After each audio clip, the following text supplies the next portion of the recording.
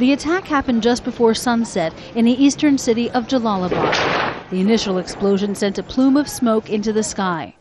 Dozens of Afghan security forces responded to the headquarters of the International Committee of the Red Cross.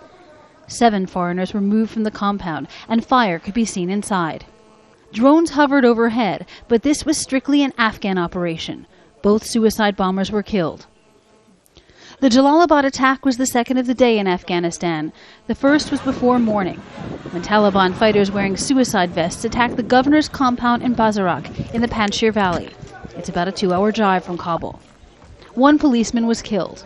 At 4 o'clock this morning, a suicide bomber blew himself up near the gate of the provincial building, and 4 others were trying to use the rooftop to attack the governor's building. Our security forces killed all of them. As you can see, their bodies are on the spot. In total, 5 suicide bombers were killed. This is the first year since the U.S. invasion in 2001 that Afghans are taking the lead for security in most of the country. NATO is available to help the 350,000-member Afghan security forces, but in many cases it's not asked to do so, and the Afghan forces are being tested. The Taliban spring offensive started last month, and attacks have been launched all over the country, including here in Kabul.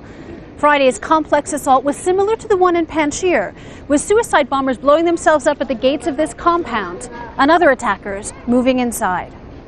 The fighting on Friday lasted for 9 hours. Staff from the International Organization for Migration hid inside the compound as the Afghans killed the attackers and cleared booby traps. 1 policeman and 2 security guards were killed, as well as a child caught in the crossfire.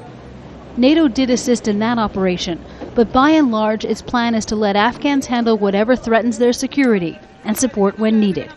And by the end of next year, the Afghans will largely be on their own. Jennifer Glasse, Al Jazeera, Jalalabad.